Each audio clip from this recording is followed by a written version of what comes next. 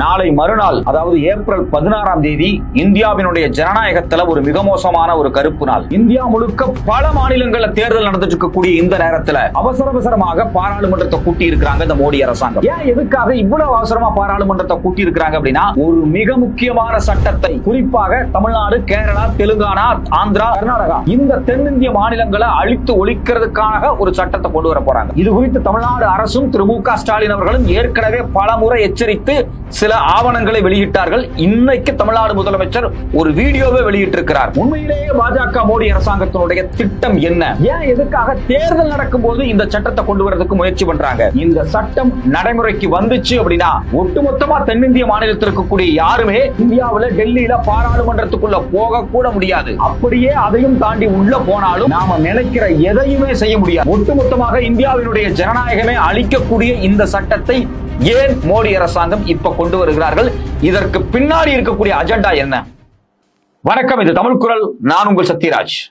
இன்னைக்கு தமிழ்நாடு முதலமைச்சர் ஒரு வீடியோ வெளியிட்டு இருக்காங்க. அந்த வீடியோல ரொம்ப தெளிவா ஒரு விஷயத்த சொல்றாங்க. நாளை மறுநாள், அதாவது ஏப்ரல் 16ஆம் தேதி அவசரமாக டெல்லியில ஒரு கூட்டத்தை நடத்த போறாங்க. யார் அப்படின்னா மோடி அரசாங்கம். பாராளுமன்றத்துல ஒட்டுமொத்தமாக இந்தியாவில் இருக்கக்கூடிய லோக்சபா மற்றும் ராஜ்யசபாவினுடைய எல்லா எம்பிக்களையும் வர வச்சு ஒரு முக்கியமான சட்டத்தை நடைமுறைப்படுத்துவதற்கான துவக்க வேலையை துவங்கி இருக்கிறார்கள். இந்த சட்டம் வேற ஒண்ணும் கிடையாது, டீலிமிட்டேஷன், அதாவது தொகுதி மறுவரைவு. இந்தியாவில் ஏற்கனவே இருக்கக்கூடிய எம்பிக்கள் இருக்காங்க இல்லையா, இந்த எம்பிக்களை அதிகப்படுத்துறதுக்காக ஒட்டுமொத்தமா மக்கள் தொகையினுடைய கணக்கெடுப்பின் அடிப்படையில, அதாவது 2021ஆம் ஆண்டு மக்கள் தொகையினுடைய கணக்கெடுப்பின்படி அது நடத்தல.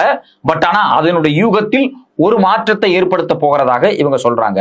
2029 பாராளுமன்ற தேர்தல் வர்றதுக்கு முன்னாடி இதை இம்ப்ளிமெண்ட் பண்றதுக்காக இப்ப இவங்க வேலையை துவங்குறாங்க.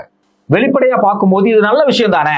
மக்கள் தொகை அதிகமா இருக்கு, மக்கள் தொகையின் அடிப்படையில் எம்பி சீட் அதிகப்படுத்துறது பாராளுமன்ற ஜனநாயகத்துக்கே நல்லது தானே. நிறைய எம்பிக்கள் போறது நல்ல விஷயம் தானே. இதை ஏன் எதிர்க்கிறீங்க அப்படின்னு சொல்லி எளிய மக்கள், சாமானிய மக்கள் ஒரு கேள்வி கேட்கிறாங்க. இன்னைக்கு இந்திய பாராளுமன்றத்துல லோக்சபால எத்தனை எம்பி? 543 எம்பி. இது லோக்சபா. இது இல்லாம ராஜ்யசபா. இந்த லோக்சபாவை மட்டுமே நீங்க எடுங்க. இந்த லோக்சபால இன்னைக்கு 543 எம்பி இருக்காங்க இல்லையா, இவங்க எந்த மக்கள் தொகையின் அடிப்படையில உருவாக்கப்பட்டது? 1971 மக்கள் தொகையின் அடிப்படையில அன்னைக்கு இருந்த மக்கள் தொகையை பேஸா வச்சு ரெப்ரசன்ட் பண்ணப்பட்ட எம்பிக்கள். சரி, அது 1997. இன்னைக்கு 2025 ஆயிருச்சு. இப்ப இந்தியாவினுடைய மக்கள் தொகை 140 கோடி ஆயிருச்சு. குறைஞ்சபட்சம் இன்னொரு 300 எம்பிக்கள் அதிகப்படுத்துறது தானே நியாயமா இருக்கும் அப்படின்னு தான் நம்ம கேட்க தோணும். உண்மையிலேயே அதிகமான எம்பியை கொண்டு வர்றது நல்லதுதான். ஆனா அது யாருக்கு நல்லது அப்படிங்கிறது தான் இங்க ட்விஸ்டே ஒளிஞ்சிருக்கு. 1971 மக்கள் தொகையை மட்டும் பெஞ்ச்மார்க்கா வச்சு இந்த 544 அப்படியே பிடிச்சிருக்கிறோம். ஏன் இதை அதிகப்படுத்தல அப்படின்னு ஒரு கேள்வி வருதா இல்லையா? 1971ல இந்தியாவில் தீவிரமான ஒரு சட்டம் வருது. அது என்ன அப்படின்னா, மக்கள் தொகையை குறைக்கிறதுக்காக மக்கள் தொகை கட்டுப்பாடு, குடும்ப கட்டுப்பாடு திட்டம் வருது. இந்த குடும்ப கட்டுப்பாடு திட்டத்தை யார் கொண்டு வர்றா? மத்திய அரசாங்கம் தான் கொண்டு வருது. அன்னைக்கு இருந்த காங்கிரஸ் அரசாங்கம் தான் கொண்டு வந்துச்சு.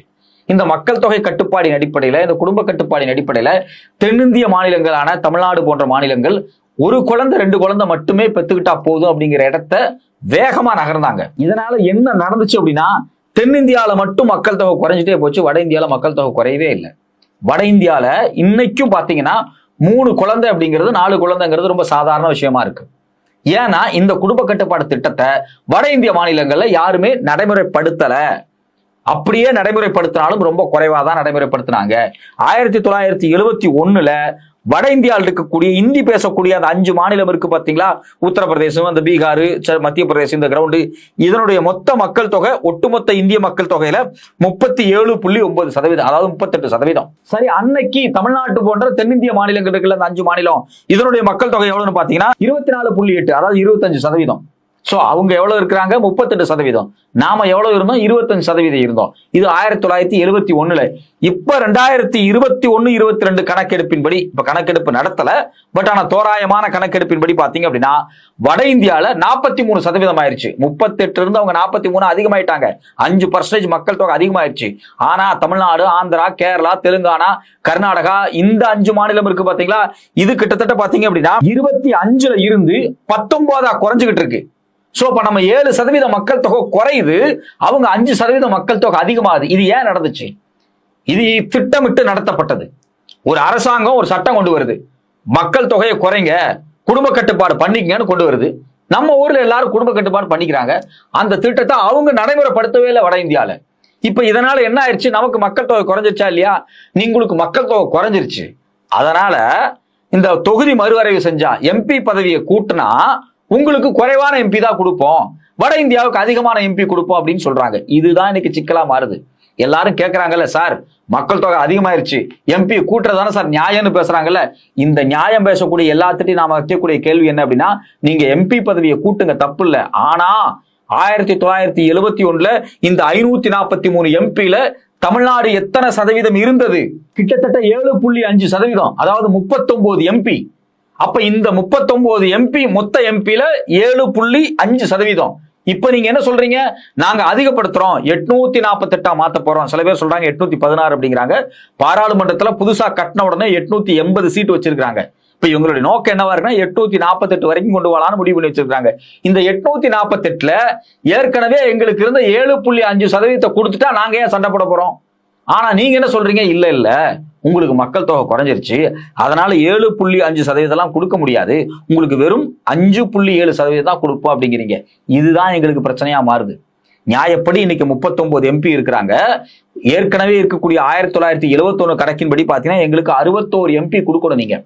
நீங்க 61 எம்பி கொடுத்தா நாங்க வாயை மூடிட்டு அமைதியா போயிருவோம். ஆனா நீங்க 69 கொடுக்க முடியாது, 49 தான் கொடுப்பேன் அப்படிங்கிற இடத்துக்கு நீங்க வந்து நிக்கிறீங்க. இது தமிழ்நாட்டுக்கு மட்டும் கிடையாது, ஒட்டுமொத்த தென்னிந்திய மாநிலத்துக்கும். பழைய கணக்கின்படி பார்த்தால் தென்னிந்திய மாநிலத்துக்கு 201 எம்பி வரணும். ஆனா இவங்களுடைய புது கணக்கின்படி பார்த்தா 164 எம்பி தான் கொடுக்குறாங்க. 37 எம்பியை தென்னிந்திய மாநிலங்கள் இழக்கிறார்கள். அப்ப இதனுடைய நோக்கம் என்ன அப்படின்னா, வட இந்தியால நிறைய எம்பி அதிகப்படுத்திடணும். ஒரு 5 மாநிலத்தை ஜெயிச்சா போதும், மேக்சிமம் 8 மாநிலத்துல பாஜக ஜெயிச்சா போதும். மீது இந்தியாவில் இருக்கக்கூடிய 20 மாநிலத்தை பொருட்படுத்திக்க வேண்டிய அவசியமே கிடையாது. அவங்க பாட்டுக்கு போய் பாராளுமன்றத்தில் உட்காந்துட்டு பிரதமர் ஆயிடலாம், எந்த சட்டத்தை வேணாலும் கொண்டு வரலாம். நாளையில இருந்து எல்லாரும் கோதுமை தான் திங்கணும் அப்படின்னு சட்டம் கொண்டு வந்தா கூட அரிசியை விட்டுட்டு நம்ம கோதுமை திங்கணும். ஏன்னா நாளையில இருந்து ஹிந்தி தான் பாடம்ட்டாங்க. சிபிஎஸ்சிக்கு 10வது வரைக்கும் கட்டாய ஹிந்தின்ட்டாங்க. எல்லாரும் என்ன கேட்கறாங்க, நீங்க ஏன் பிள்ளைய கொண்டு சிபிஎஸ்சில படிக்க வைக்கிறீங்கன்னு கேட்கறாங்க. மத்திய அரசாங்கம் என்ன பண்ணுது அப்படின்னா, சென்ட்ரலா ஒரு ஆப்டிடியூட் டெஸ்ட் வச்சு நீ பிகாம் சேர்ற மாதிரி இருந்தாலும் சரி, இல்ல இன்ஜினியரிங் சேர்ற மாதிரி இருந்தாலும் சரி, டாக்டருக்கு சேர்ற மாதிரி இருந்தாலும் சரி, நான் பரீட்சை வைப்பேன், அதுல நீ மார்க் வாங்கணும், அதன் அடிப்படையில் தான் காலேஜுக்கு போய் சேரணும் அப்படின்னு சொல்லிடுறாங்க. அந்த பரீட்சையை எந்த பாடத்திட்டத்தின் அடிப்படையில் வைக்கிறாங்க அப்படின்னா சிபிஎஸ்சி பாடத்திட்டத்தின் அடிப்படையில் வைக்கிறாங்க. சரி, அப்ப போய் சிபிஎஸ்சி படிச்சா அங்க ஹிந்தி கட்டாயம். சோ அப்ப இந்தியை எப்படியெல்லாம் பின்வாசல் வழியாக கொண்டு வரணுமோ அதை கொண்டு வர்றாங்க. நாளைக்கு இந்த 848 எம்பி அப்படிங்கிறத அதிகப்படுத்துறாங்க அப்படின்னா வட இந்தியால 5 மாநிலம் போதும். உத்தரப்பிரதேசம், பீகார், மத்திய பிரதேசம், ராஜஸ்தான், ஜார்க்கண்ட், சத்தீஸ்கர், இந்த 5 மாநிலத்துல பாஜக ஜெயிச்சா போதும். கூட குஜராத், அவ்வளவுதான். கிட்டத்தட்ட 450 ஜெயிச்சு மெஜாரிட்டி வந்துருவாங்க.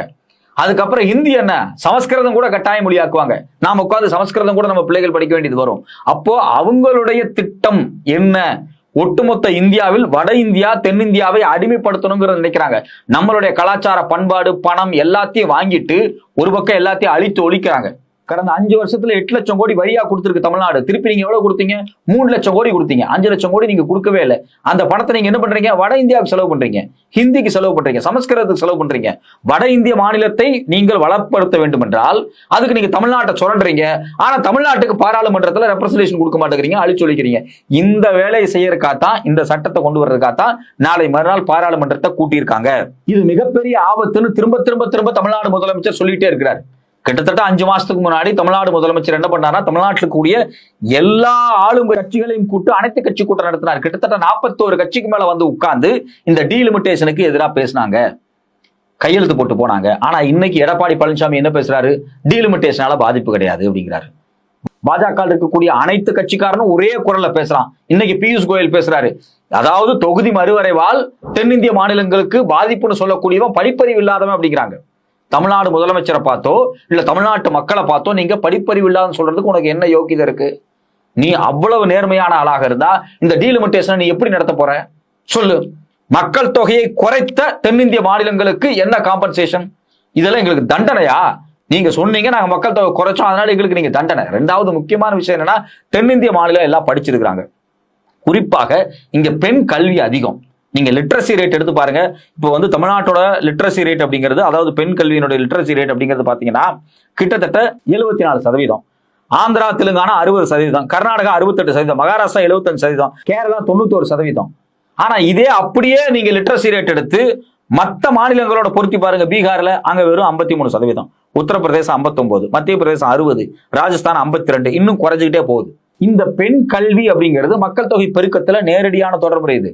எந்தெந்த மாநிலத்தில எல்லாம் பெண்கள் படிச்சிருக்கிறாங்களோ அவங்களுக்கு கல்வி கிடைக்குதோ அங்கெல்லாம் பாத்தீங்க அப்படின்னா இந்த பர்த் ரேட், ஃபெர்டிலிட்டி ரேட் இருக்கு பாத்தீங்களா, ஃபெர்டிலிட்டி ரேட் குறைஞ்சிருக்கு. அதாவது தமிழ்நாட்டில் 74% பெண் கல்வி இருக்கு, 1.7% தான் ஃபெர்டிலிட்டி ரேட். ஆனா பீகார்ல பாத்தீங்கன்னா 53% கல்வி இருக்கு, அங்க ஃபெர்டிலிட்டி ரேட் 3.4%. ஃபெர்டிலிட்டி ரேட்டுங்கிறது வேற ஒன்றும் கிடையாது, குழந்தை பெற்றுக்கிறதுனுடைய சதவீதம். நம்ம ஊர்ல கிட்டத்தட்ட 1 அல்லது 2 குழந்தை தான், அங்க 3-4 குழந்தை அப்படிங்கிறது சாதாரணமா இருக்கு. ஸோ அப்போ நீங்க கல்வி கொடுக்கல, நீங்க வேலை வாய்ப்பு கொடுக்கல, நீங்க எதையுமே அந்த மக்களுக்கு கொடுக்கல. அவங்க எல்லாரும் ஓட்ட பாஜகவுக்கு வட இந்தியாவில போட்டுட்டு சாப்பாட்டுக்கே வழி இல்லாம சென்னைக்கு ட்ரெயின் ஏறி வர்றாங்க, பெங்களூருக்கு ட்ரெயின் ஏறி போறாங்க, கேரளாவுக்கு ட்ரெயின் ஏறி போறாங்க. ஸோ அப்ப இங்க பிரச்சனை என்ன வருது அப்படின்னா, வட இந்தியா மாநிலங்களுக்கு எங்கள்கிட்ட இருந்து அவ்வளவு வரியை புடுங்கி கொடுத்தீங்க, எந்த வரியுமே ஒர்க் அவுட் ஆகல, அங்க எந்த முதலீடா மாறல, அந்த மக்கள் வளர்ச்சியே அடையல. அதனால அந்த மக்கள் கூட்டமா கிளம்பி தென்னிந்தியாவுக்கு வர்றாங்க. இங்க நம்ம பள்ளிக்கூடத்தை பயன்படுத்துறாங்க, நம்ம ஹாஸ்பிட்டலை பயன்படுத்துறாங்க, தாராளமா பயன்படுத்திட்டோம். ஆனா அதற்கான உரிய வரியை நீங்க எங்களுக்கு கொடுக்கணும். வரியே எங்கள்கிட்ட இருந்து பிடிக்கிட்டு போயிடுறீங்க, அந்த மக்களை இங்க அனுப்பிச்சு விட்டுறீங்க, அவங்களுக்கு எல்லா ஃபெசிலிட்டிஸும் நாங்களே செய்யறோம். இதுல முக்கியமான விஷயம் என்ன அப்படின்னா, நீங்க தொகுதி மறுவரைங்கிற பேர்ல எங்க எம்பி சீட்டு இல்லாம பண்றீங்க. இப்ப தமிழ்நாட்டை பொறுத்த வரைக்கும் பாருங்க, 50 லட்சத்துக்கு மேல வட இந்திய மாநிலத்தை சார்ந்தவர்கள் இருக்காங்க. ஏழை எளிய பாட்டாளி வர்க்கம் வரட்டும், வேலை செய்யட்டும், இங்க இருக்கக்கூடிய மருத்துவமனையை கட்டாயம் பயன்படுத்தட்டும், பள்ளிக்கூடங்களை பயன்படுத்தட்டும், எல்லாமே பயன்படுத்தட்டும். எல்லாரும் மக்கள் தானே, வாழ்றதுக்காக தானே வர்றான். ஆனா நீ என்ன சொல்ற, தமிழ்நாட்டில் மக்கள் தொகை குறைவா இருக்கு, நான் வரியை குறைக்கிறேன் அப்படிங்கிற. வரி கேட்டா கொடுக்க மாட்டேங்கிற. எப்பா, எங்க மக்கள் குறைவா இருக்கிறாங்க, ஆனா வட இந்தியாவில இருந்து இவ்வளவு பேர் வர்றாங்கல்ல, அவங்களை நாங்க எப்படி பாதுகாத்துக்கிறது? அவங்களுக்கு நாங்க சோறு போடணும்ல, அவங்களுக்கு மருத்துவம் கொடுக்கணும்ல, அவங்களுக்கு நாங்க எல்லா வசதியும் செஞ்சு கொடுக்கணும், கல்வி கொடுக்கணும், தண்ணி கொடுக்கணும். இதற்காவது பணம் ஒதுக்குங்கன்னா ஒதுக்க மாட்டேங்கிறாங்க. அப்ப தொடர்ச்சியாக தமிழ்நாடு போன்ற தென்னிந்திய மாநிலங்களை வஞ்சிக்கக்கூடிய வேலை செய்யறாங்க. அதுல குறிப்பாக வர ஏப்ரல் 16ஆம் தேதி வரக்கூடிய சட்டம் அப்படிங்கிறது மிகப்பெரிய ஆபத்தான சட்டம். தமிழ்நாடு முதலமைச்சர் இந்தியா முழுக்க இருக்கக்கூடிய அனைத்து எதிர்க்கட்சிகளை சார்ந்தவர்களையும் அறைகோல் விட்டிருக்கிறார். வாங்க எல்லாரும் ஒரே அணியா நின்று இந்த சட்டத்தை முறியடிக்க வேணும்னு சொல்லியிருக்கிறாரு. இது வெறும் அரசியல் கட்சிகள் மட்டும் செய்யக்கூடிய செயல் அல்ல, தமிழ்நாடு மக்கள் ஒன்றிணைந்து செய்ய வேண்டும். எல்லா பிரச்சனைக்கும் இந்த பாஜக கொண்டு வரக்கூடிய அனைத்து அயோக்கியத்தனமான சட்டங்களையும் முதலில் எதிர்க்கக்கூடியது தமிழ் மக்கள். இந்த தமிழ் மக்கள் ஒன்று திரண்டு அரசோடு கைகோர்த்து நின்று இந்த சதிகளை முறியடித்தால்தான் இந்தியாவில் பாராளுமன்ற ஜனநாயகத்தை பாதுகாக்க முடியும்.